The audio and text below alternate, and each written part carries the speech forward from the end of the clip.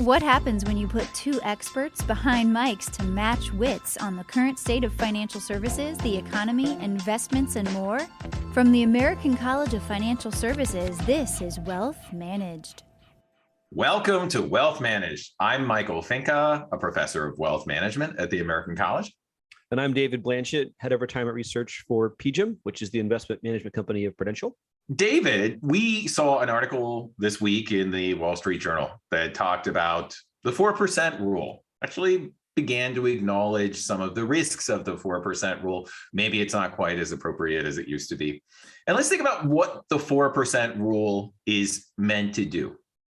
It's meant to give retirees a guideline about how much they can safely spend when they retire. So if you follow the 4% rule, you've got $1 million saved for retirement. You can spend $40,000 the first year. If inflation goes up by 2%, you can spend $40,800 the second year, etc. So really, it's meant to provide a guideline about how much you can safely spend in retirement. And a lot of financial advisors follow the 4% rule. Now, you may get a client who reads that Wall Street Journal article and says, well, what happens if I run out? What happens if I spend $40,000 the first year and I try to keep that up every year? And what happens if the markets fall, especially early on in retirement?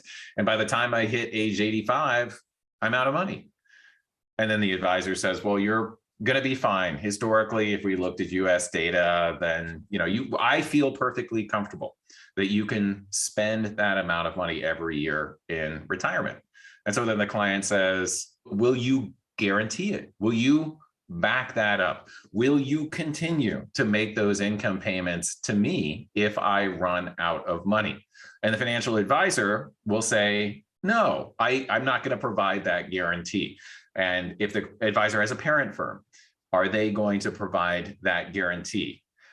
They will not. So what that means is that it is a suggestion about what a safe lifestyle could be in retirement, but it exposes the retiree to the risk that if they live too long or if markets don't perform well, they may have to cut back on their spending or they might eventually run out of money.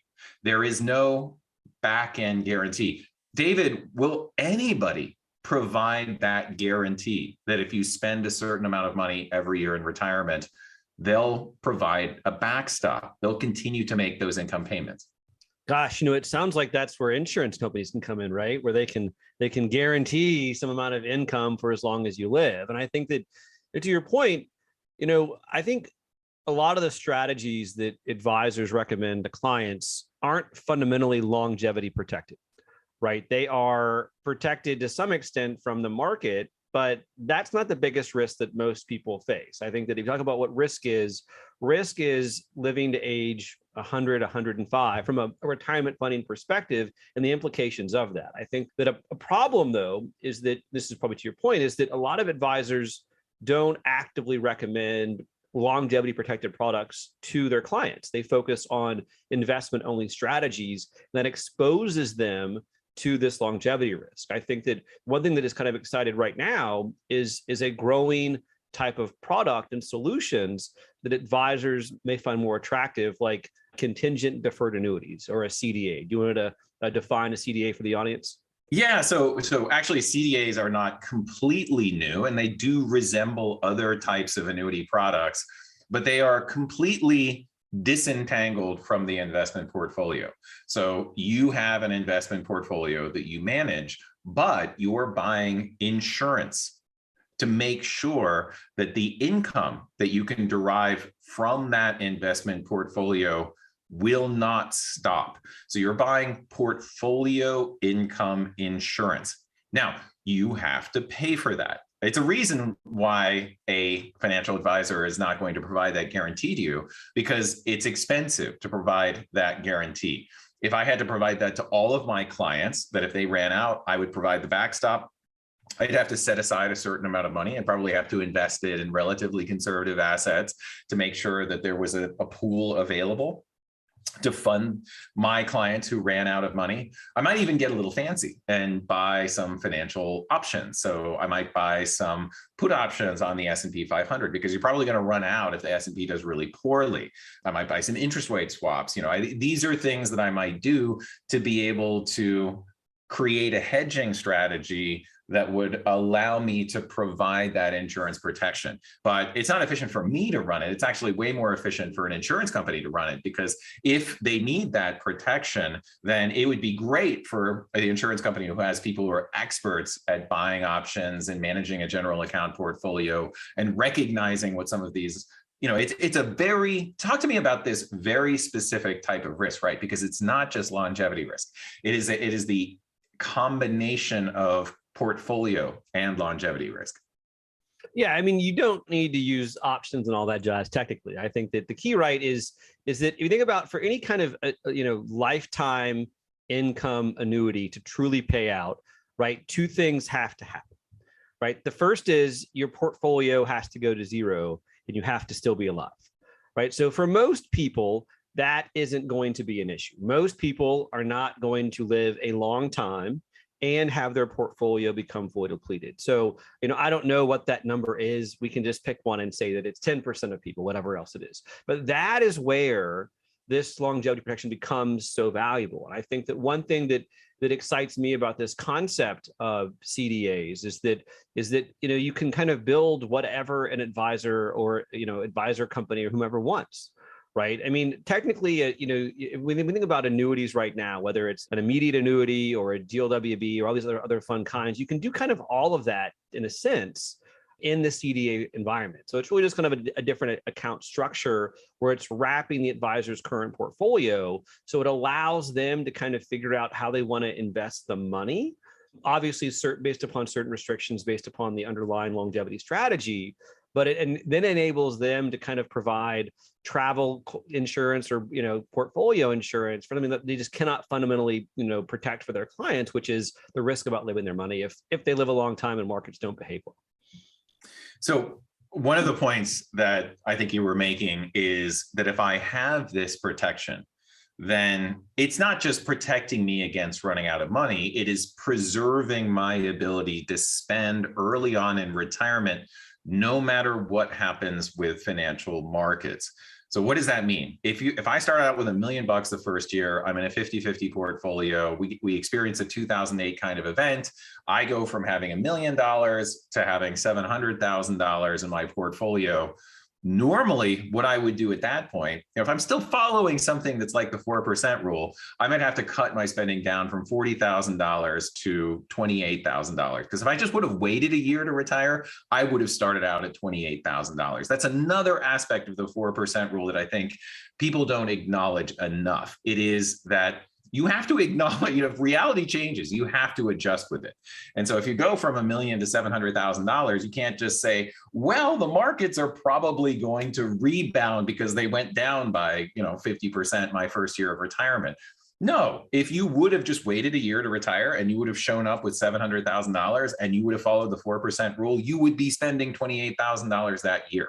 So you spent $40,000 the first year because you had $1 million, but that's not reality anymore. You need to adjust to reality. With a contingent deferred annuity or something that has some sort of a lifetime income benefit, you can continue to pull out money, the same amount of money the second year and the same amount of money the third year, and yet you continue to receive that income protection. Now, you have to pay for that protection. Nobody is going to provide that protection for free. So a certain percentage is withdrawn from your investment portfolio. And if your portfolio gets hammered the first few years of retirement, what's going to happen to you, David? Yeah. So, I mean, by definition, if you overlay any kind of reasonable cost of insurance on top of a portfolio, the portfolio will deplete faster, right? So that's kind of the trade-off that you make when you think about really any kind of insurance on top of a traditional portfolio. It will deplete faster, right? But in theory, that once it's depleted, you should still receive some kind of income benefit for life. Now, I think what that is can vary wildly by product. We've seen some out there where the minimum income changes when the portfolio is depleted. I think we've seen some that have the possibility of income that will even rise after the fact. And so I think that the key, right, is being comfortable with this idea of faster depletion, but knowing that once it's depleted, you'll still receive income for as long as you're alive. So let's take a step back and think, if you do not have an insured portfolio, what does your life look like in retirement? Your life looks like you either try to spend the same amount of money every year and ignore what's going on in financial markets and ignore how long you're living. That's not a great way to live. You're going to get nervous. Financial markets are going to go down. If they do go down and the returns on your investments are a lot less than expected, then you're going to be in a position where you have a relatively high probability that you're going to run out. So you have to be realistic about the idea that when you take investment risk, that also means taking spending risk. You have to be flexible about the amount of money that you can spend. If assets go up, then you can spend more. If the markets go down, then you can spend less. So the spending path with some sort of insurance is really what makes it more attractive, is that it narrows the spending paths from a volatile portfolio. Right. I mean, your portfolio, based upon, again, like the CDA or type, could have just as volatile returns, but the income that you're going to spin off from that is, to your point, by definition, more compressed. So you could have just as much or more, you could say like portfolio volatility, but the income is obviously where the safety is. Let's take a quick break. We'll be right back. Deliver financial planning for every person and every need through our chartered financial consultant education program. Find the tools and skills you need at theamericancollege.edu/CHFC. The American College Center for Women in Financial Services is building our community, and we want to share stories of success with you. I'm Lindsay Lewis, the host of the Women Working in Wealth podcast. Join us as we speak with women from all across the industry to explore career opportunities, dispel myths, and see how personal journeys lead to achieving career goals. Listen to all the episodes at theamericancollege.edu/podcasts. Remember to subscribe, rate, and review. Together, we can break the bias. Welcome back. Let's continue where we left off. Let's talk about why you take risk in the first place. You take risk in the first place with your investments so that if you get lucky, if investments do really well, you can increase your lifestyle, you can have more money to pass on after you die. Now, what we're really focused on here is that downside of taking investment risk. And explain to the audience here, the vast audience of thousands, what is the sequence of return risk concept, and how do you explain that simply to a client? Thousands. I thought we had like millions of listeners, so maybe we should kind of reframe that. I mean, sequence risk has been around, like the concept, for decades. It's just simply the fact that the returns you experience when you first retire have the largest impact on your eventual success or failure. Right? Once you have a portfolio and you begin pulling money from it, you can't get that money back. And so if you happen to kind of enter retirement during a market downturn, which I think is very possible right now, that has a significantly greater impact than if you have great returns or worse returns, at year 29 or 30. So I think that's a problem that's difficult to deal with for retirees, which is you don't know what the market's going to do when you first retire. And let's talk about this, the fundamentals of what a CDA is. How does it actually work? So you have an investment portfolio of stocks and bonds, and then you pay a percentage of that portfolio as the cost of insurance to provide that lifetime income protection. So it may be 1.5%, it may be 2%. And I think that what makes the CDA different is that you are managing that investment portfolio. You can do things like be a little bit more tax efficient about how you withdraw money from that investment portfolio. What are some of the differences besides tax efficiency? Because in many cases, a variable annuity in a taxable account for taxable investments is not necessarily the most tax efficient way to generate income, as opposed to generating income from an investment portfolio. That is one particular advantage. I think for people who are used to managing assets, they like the idea of having that tax flexibility. They like the idea of having a separate portfolio of stocks and bonds. and then giving the client the ability to check a box and say, I want to spend 1.5% per year to fund insurance that will provide that guarantee that I can maintain that lifestyle throughout retirement. What are some of the differences between a CDA and a traditional type of variable annuity with an income benefit? Yeah, I mean, I think that the answer to that question, like every question in this business, is it depends. To me, from when I think about the benefits, why I think advisors can and should gravitate towards CDAs in the future is that it's still going to be your portfolio. Again, based upon what the insurance is, it could limit things. But right now, if you want to get insurance, a guaranteed lifetime insurance, you've got to move assets, to the insurance company. You've got to use their investments. In this environment, it remains with your custodian. You're still doing all the work. This insurance sits on top of that. So I think that alone will make it a lot more attractive to advisors because they can build the portfolios they were before. They have the same level of oversight versus having to kind of move the assets to a third party. And there's a lot of transparency there with the contingent deferred annuity. With a variable annuity, there can be mortality expenses and mutual fund expenses that the advisor feels like they don't have a whole lot of control over. With a CDA, they get to control the asset portion, and then they can charge even an AUM on the assets while still providing that portfolio protection element. And I'm relatively new to this concept, but I think you have done some simulations on the value of this particular type of annuity. And I think what makes it so attractive, even compared to some things that I love, like a deferred income annuity, providing that longevity protection later on in life, this can actually be more efficient than even a deferred income annuity because it allows you to spend more. It allows you to take a certain amount of investment risk, and it only pays off if you need it, if you have that combination of low investment returns and a high lifespan.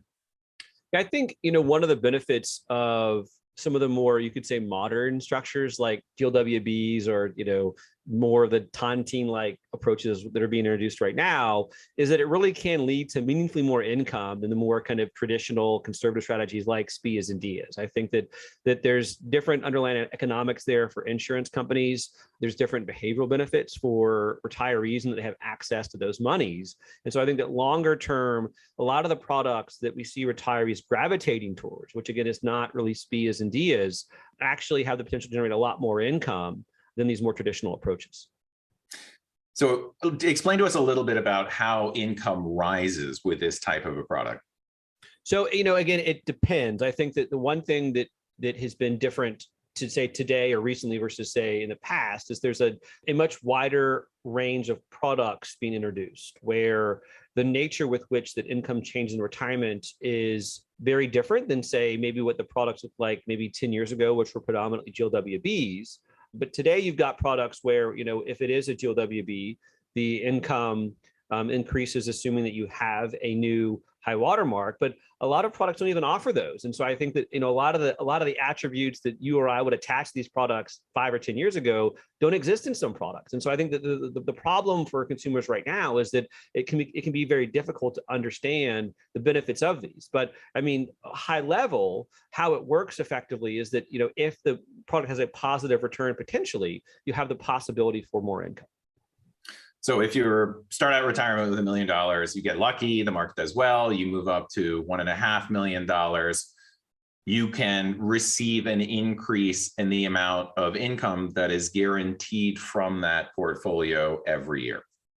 Potentially, but there are products now that don't do high watermarks in retirement. They only do high watermark at retirement. So even if the portfolio rises in value, they will not increase your income amount. So obviously, there are different types. It seems very complex in the way that it's structured. Now, another benefit of a CDA is if you go from $1 million to $2 million, if the stock market goes gangbusters at the beginning of retirement, you may decide you don't need the insurance anymore because the likelihood that you can't withdraw your desired lifestyle from $2 million is so remote that you decide you don't need the insurance. So the insurance provides a lot of value when you need the protection. I think a great example of this is like liability insurance on a car. So if I have comprehensive insurance on a car. If I have, $100 million, I don't need comprehensive insurance on my car anymore because I can withstand getting into a car wreck and losing a $50,000 car. It's not a big deal. The same thing with a portfolio. If my portfolio gets large enough, I know I can continue to maintain the lifestyle that I want to live in retirement. Don't need the insurance anymore. I can then drop it at that point. So that flexibility is, I think, an interesting aspect of the CDA. In addition to whatever the ratcheting rules are by which your income, your minimum guaranteed income increases when your portfolio size increases. And I agree with you that it changes with every different type of product. So you really have to understand those characteristics before you commit to something like this. But again, with a CDA, it's just a commitment, but you can pull out of it when you want to pull out of it. And I think it also helps advisors sort of redefine this idea of what is an annuity. A lot of them have a very negative perception of annuities in general. But when you really get it right down to it and you focus on the annuity as being the pure insurance element, do I want to buy that pure insurance element or not? In many cases, clients would be better off if you bought that insurance element. The optimal amount that they could withdraw from their investment portfolio every year is higher, and they can do it with less anxiety. And we have found in our own research that, yeah, people will actually spend more. They'll live better. So if the goal of that money is lifestyle, then buying some sort of portfolio insurance should allow them to optimally spend more than they could if they were uninsured.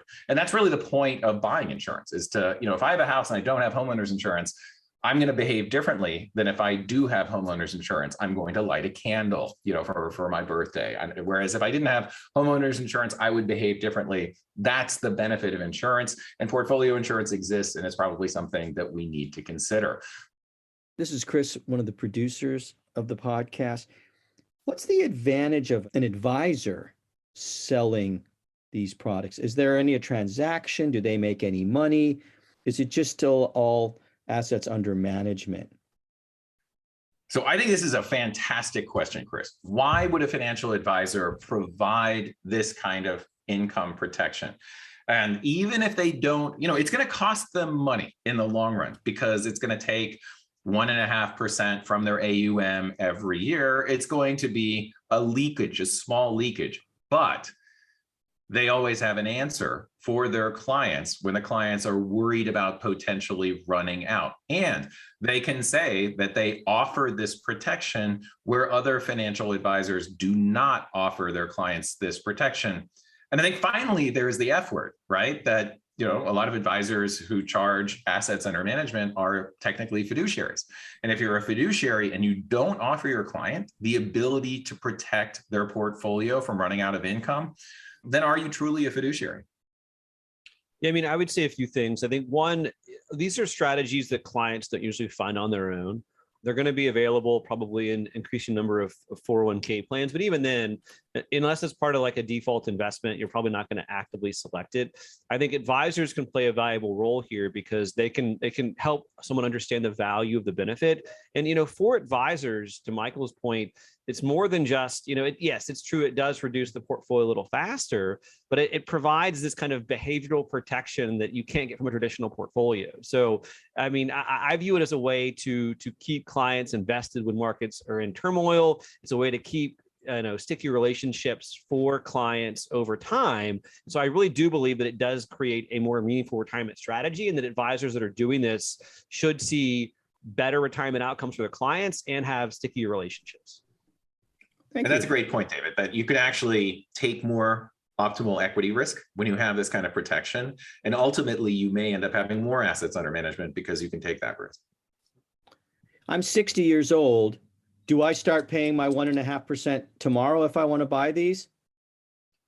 You can. So there's lots of different kinds here that exist. I think that, I think like the optimal one for you, it would depend upon your facts and circumstances, depends upon, what your overall retirement strategy is. I would say 60 is definitely the right time to be thinking about this because, as we talked about before, you are kind of at risk for a bad sequence of returns, right? And certain strategies out there that exist would kind of ensure that if you have that really bad initial return, you can still get a meaningful income from your portfolio for life. So on that, David, I'm Michael Finke. Thank you for being with us today. I'm David Blanchett. See you all later. For more episodes and shows, visit theamericancollege.edu/podcasts. Wealth Managed is a production of the American College of Financial Services.